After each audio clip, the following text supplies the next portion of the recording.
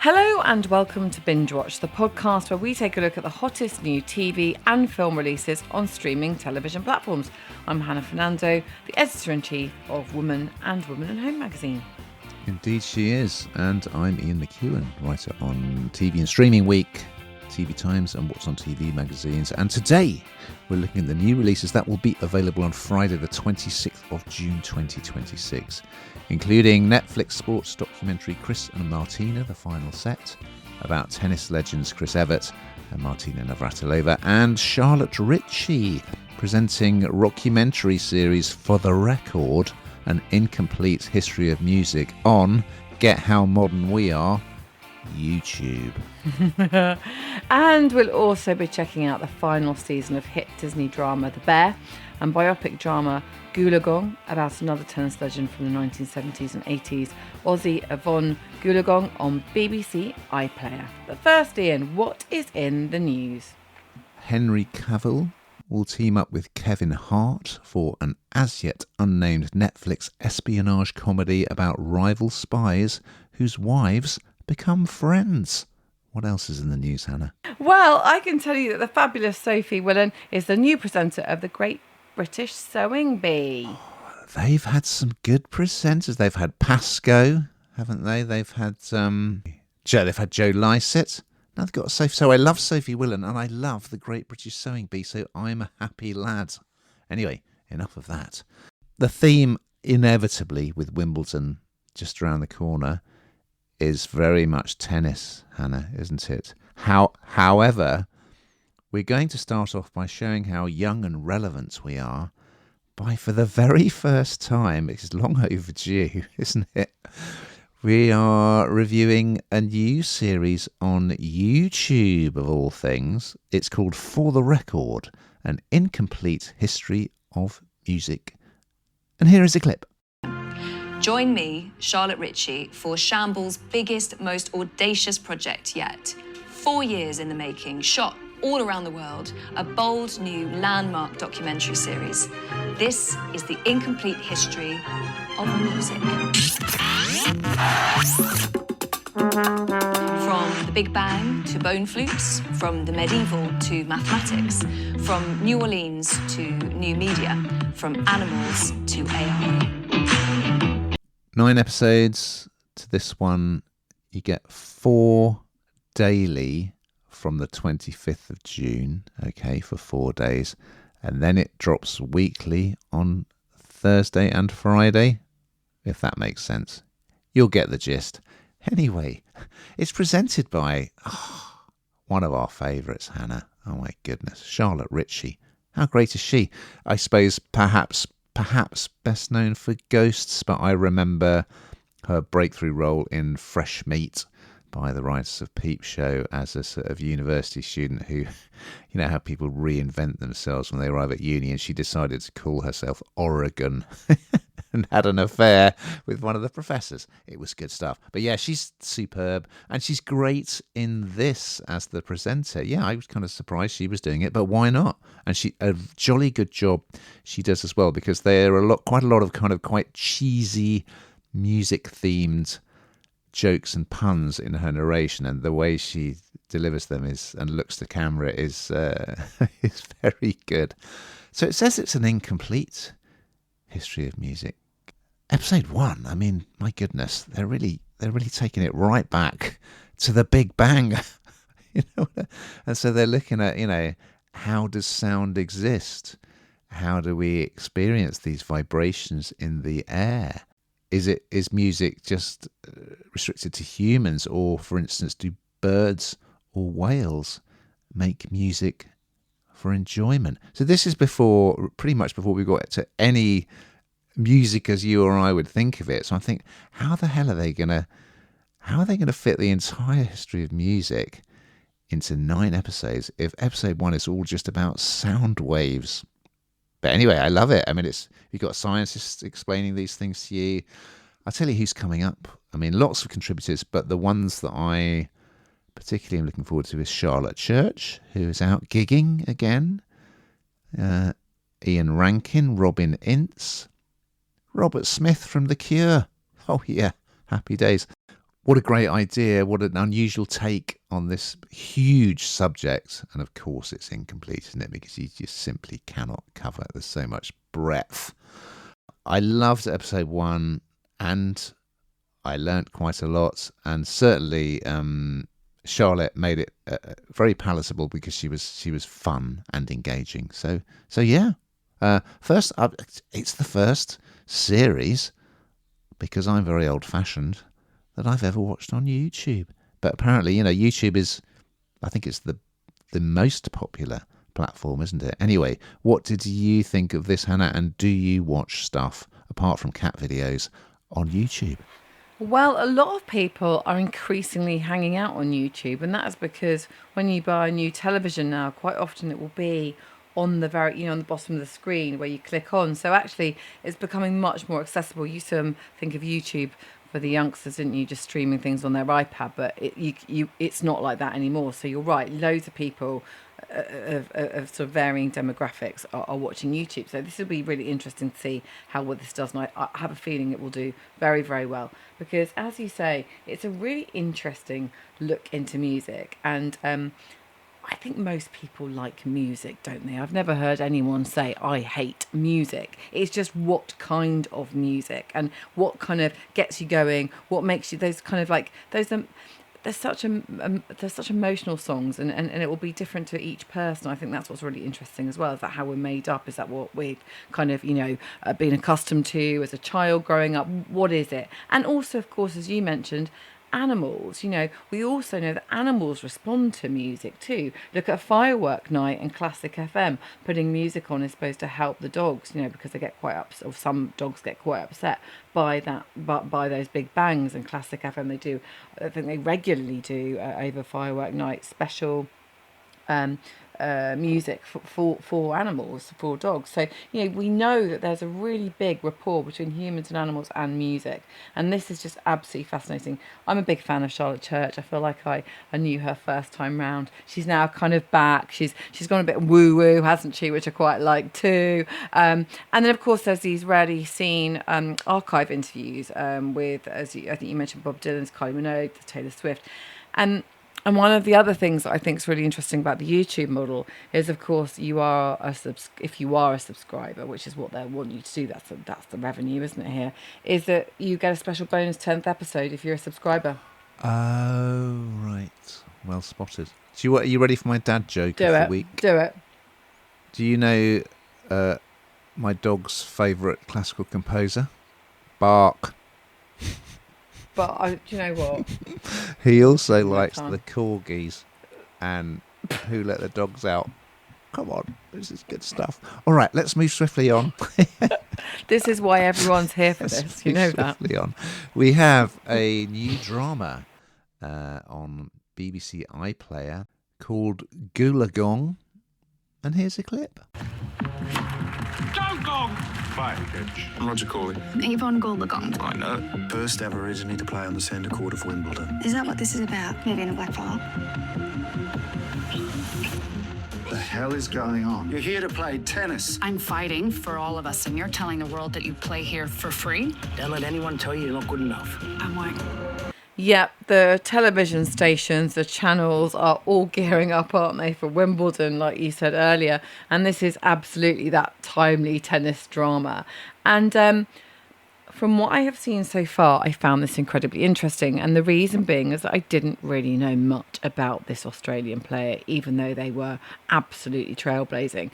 And you come away, or I will do when I finally finish this, knowing an awful lot more, and the journey of someone. Now, we always talk about this, don't we? How harsh it can be being in the spotlight of fame, I suppose. And sports stars are no different. In many ways, they are shoved out quite young, and in this case, absolutely very, very young. So this is all centred around Australian player Yvonne Goolagong, who actually won an amazing 7 Grand Slam titles in the end, including Wimbledon twice.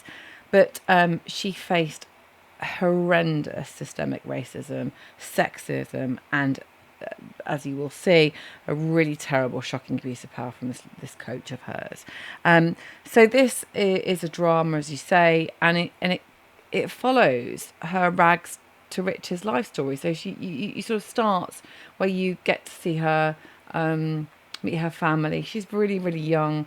The local coach notices that she's, really very, very good, and the family are convinced in allowing her to move to Sydney with the coach to live with his family, so that they can, so that she can pursue a career, make her a star, the bright lights. And there are some questions from her family. How do you know you are doing the right thing? How do you know? How can you be sure that you're, as a parent, I was putting myself in the same position, someone's offering you a major platform, this is incredible, could be amazing, but at the same time you're just handing over a vulnerable, naive youngster to somebody who could abuse their position, which of course in this instance is exactly what happened.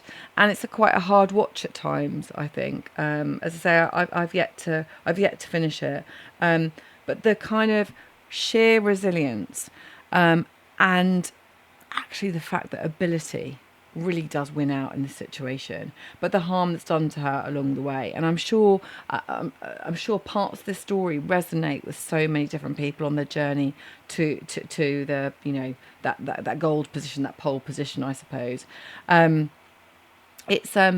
It's really well done. I really enjoyed what I've seen so far. Yvonne Goolagong is played by Leela Maguire, and I think Leela Maguire does a really good job actually of this, because there's lots of on the court stuff, isn't there, as well? So you've got to kind of learn to play a bit of tennis, and there'll be some camera trickery there, I'm sure, but there's some real power in her swing. Is that the right word for a tennis? Probably not. That's more like golf. But there we go.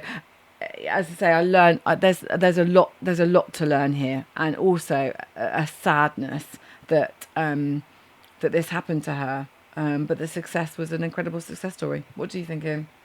Well, I do remember watching Yvonne Goolagong back in the day, who became Yvonne Corley later. And you will see actors playing Chris Evert and Billie Jean King, I think, in this, more of whom later.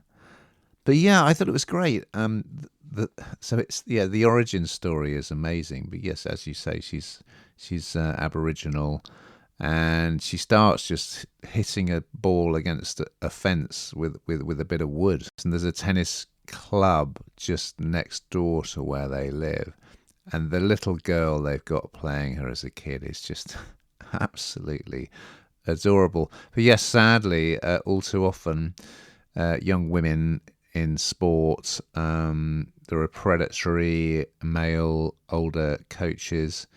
And that's exactly what happens in this instance, which is awful. The way she handles it is quite impressive for someone so young and away from her family. And yeah, you're right. I think with all of these sporting dramas, often the actual sport itself, the representation of it, can be kind of the Achilles heel. But the tennis here with the old wooden rackets looks very convincing, I think, and of course they've got to make it look as if she's playing at these big championships as well. They've done a good job with that. The lead is great, and then of course she meets Roger Corley, I think it is, who's a player who also becomes her partner and her coach. So yeah, it's got a slight, unsurprisingly, it's got a slight 10 £10 Poms vibe, and it actually features one of the actors from that series. So the perfect thing to get you in the mood for Wimbledon, and the first of two things of that ilk in today's pod. However, we are now going to move across to Disney Plus. Well, for the final season, I think it's one of the big streaming stories in terms of shows that have become a massive hit on streaming platforms. This one, of course, is The Bear. It's season 5. And here's a clip. I'm not giving up. We're going to keep operating. Richard, I am selling the building. Only love, make it rain. It's bad. The restaurant is flooded. Deliveries cut us off. We're gonna run out of food. Everything's either going to be okay. No, stop! It's not sucking! Or not. The Bear, Hannah. A drama set in a restaurant. It's won a lot of awards. This final season has 8 episodes, and I just love the fact that the episodes are quite short. There's too many things that have 1-hour episodes, in my opinion. Anyway, stars the brilliant Jeremy Allen White as the head chef, Carmen, better known as Carmy. So yes, he basically his brother died right back at the beginning. It's not really a spoiler, and so that's how he got involved in this restaurant, the Bear, that his brother set up. Fans will know where we're up to. Uncle Jimmy, played by Oliver Platt, who I love. He wants to sell the building. They're kind of, they're in dire straits financially, basically. Also, a bit of pathetic fallacy because there's a huge storm battering the city and a flood. It's all going on. It's really well written. It's really well acted. You can see why it's been not just popular but also critically acclaimed, because it's very naturalistic. I think there are some scenes where it almost appears as if not very much is happening. The dialogue is very simple, but it's really convincing. Like even just the opening sequence in episode 1, it's just someone preparing some sort of charred hispy cabbage and putting it on a little sort of some kind of green sauce, and there's no dialogue, and it's just like, it's so bold and confident. It's just, there's something about it. And this little community that work in this restaurant that is, really high quality but financially struggling, you can see why people buy into it. It's good stuff. You got the restaurant manager, Ritchie, is involved in a car crash right from the off. There's this weird noise in the kitchen that sounds like a sort of angry bear. There's a big shock when they find out what that is. Is the building going to be sold? They're franchising the sandwich shop. Is that going to save the day? So I haven't watched all of the seasons of this, but I remember we have covered it before, of course, haven't we? But it's just quality, and you can see why it's been such a hit. And it's a shame to see it go, but I kind of like it when dramas bow out at the right time, and this feels like the right time. You a fan of this one, Hannah? Does it make you a bit peckish? Yeah, it does. It does look good, doesn't it? I think this is such a hit because it's such a sort of personal journey, isn't it? I say personal journey, a journey to making something a success. And whether that's restaurant or whatever it might be, there'll be lots of people that have tried to do exactly the same. And it's, this particular industry is really, really tough. It's saturated. There are small margins. It's really, really hard. And so I think a lot of people will just kind of look at this and just feel kind of, you're quite instantly drawn into this, I think, and the characters that are within it. I find it quite captivating quite quickly. I don't think you need to have watched all of the seasons either. I think you can catch up on this pretty quickly, like I did. Although I think I would go back and watch them all now, because actually clearly there is a journey to this point. But as you say, bowing out, before you need to and before you have to is probably the right time. And everybody that worked on this absolutely adored it. It seems like they had a great kind of relationship offset as well. And I think that's tangible in this. Well, we're going to serve up yet more tennis for our final offering on Netflix. We have a new feature-length documentary. It's called Chris Martina, The Final Set. And here's a clip.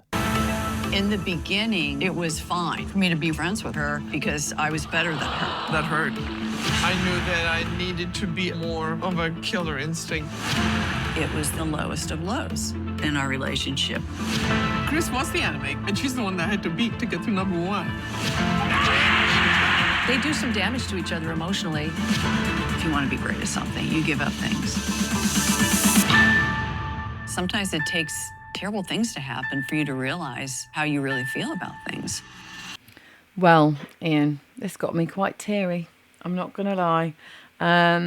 Very, very quickly as well. It's not for the faint-hearted, because I think I didn't actually realise exactly what I was watching. I thought it would just be a documentary about these two, about their rivalry, in the court, and presumably off the court. But of course, actually what I did come to learn is that Chris Evert and Martina Navratilova were really quite good friends. And then that got a bit tricky.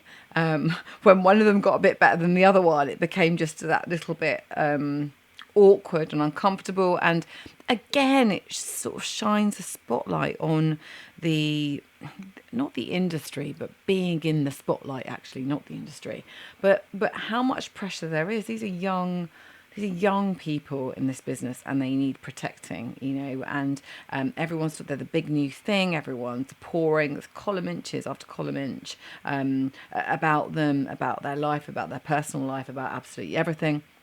And so you kind of really get caught up in that quite quickly. But then it what actually kind of hit me, and what I didn't realise this was about, is that whilst they became great friends, but also supporting each other at one stage and then falling out, their biggest fight for support was when they both received cancer diagnoses and started undergoing treatment. And this documentary takes you on that journey. You see a very, very vulnerable and candid account of what they're both going through. And frankly, it is their toughest battle yet. Chris Evert, she's had treatment for ovarian cancer, and Navratilova is thankfully clear of throat and breast cancer. But that, they say health is wealth. It's so true. You are nothing without it, are you? And so they've had these incredible careers, but here they are both fighting something that is just horrific for both of them. Then you see behind the curtain, you see in those hospital wards, you see those lowest moments. And I would say I was reduced to tears really quickly. And this wasn't exactly what I expected, but I absolutely loved it. I came away feeling like I'd really got to know them and understood what they've been through all these years. What did you think, Ian? Yeah, it's so good, isn't it? And as you say, it's incredibly moving. I mean, I was in tears watching it. And both of them had a tough time of it while they were playing, because Chris Evert sort of burst onto the scene as a teenager and was like kind of the pin-up girl in a way. But she was sort of ostracised by the other older players who kind of resented her coming, so this youngster beating them. And the press kind of called her the Ice Maiden because they thought she didn't show any kind of emotion on the court. And then Martina, of course, defected from communist Czechoslovakia. So and people were critical of the fact that she was very physical, she was very muscly, this new style of playing, and the fact that she'd come from a communist country, all pretty unpleasant stuff. And of course, she had to, for a while, kept her sexuality under wraps because, again, homophobia, of course. So, and I've always loved Martina. I mean, she's just an amazing person and a great ambassador for the game of tennis. And yeah, as you say, I mean, when you see these kind of amazing pictures of Chris back in the day, and then you see her undergoing the treatment and she's lost all her hair, and it's just, yeah, it's tough, so. But yeah, they have a lovely relationship. And yeah, you got the likes of Billie Jean King, who again is an absolute legend of the women's game and achieved so much for the women's game. John McEnroe, of course. And of course, Chris Evert married John Lloyd, didn't she? The British player back in the day. That was her first marriage, I think. So yeah, you've got some great archive footage of them in action. And as you say, like, they're letting the cameras in to these very private moments where they're having medical treatment. Is impressive. A really nice sports documentary, but so much more. Now we've got to that time, young Hannah Maladio, where we find out what the hell you've been binge watching. Well, I stumbled across this actually because I had a really hectic week last week. It was my daughter's birthday. I was away. I did the Manchester Woman and Home Editors Lunch Tours. I was Ascot last week, PPA Awards. It was a busy week. It was a great week. It was a busy week. And I sat down on Sunday evening and I was trying to keep my eyes open actually. And I saw this OnlyFans inside the machine. And I think it was BBC. And obviously OnlyFans, we document OnlyFans quite a bit actually, with people that have made a significant amount of money, quite unbelievable actually. But this was one reporter going out and sort of really, as with everything I suppose, is a dark side. And it was quite uncomfortable viewing, I've got to be honest with you. It was quite difficult to watch some of the stuff that they were claiming, some of the stuff that they were interviewing girls about. It was an interesting sort of other face of what we sort of see, I suppose. And it really it opened my eyes, actually. I don't think I really understood exactly. That sounds a bit silly, doesn't it? Because, of course, I sort of basically understood what OnlyFans is, but actually kind of really what it is, and this massive money machine that it is, and some of these women that have been there from the very beginning, and again about protecting people, really. So that was interesting. What did you watch in? Well, as well as football, of course, I've been watching a lot of true crime documentaries about people who pretend to be seriously ill in order to con people out of money, and one of those on iPlayer is called Scamander. Do you see what they've done there?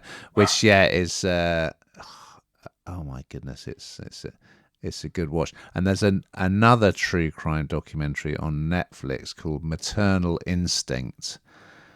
I'm not going to say too much about it, but I will say, it's about another woman who kind of cons everyone around her, and it beggars belief. The kind of final revelation at the end of it is like, oh, what? This is just, I cannot believe what I'm watching. So it's good but sobering stuff. Well, we've just got time to look ahead to next week's offering. So what is on the agenda, Brenda? Well, we've not heard of Al Murray for a while, have we? But the comic alter ego, the pub landlord, is back with a stand-up special on Sky One and Now TV. I love the pub landlord. And of course, he also did a fantastic Q&A with us for the World Cup. So thank you, sir. Thank you, Gov.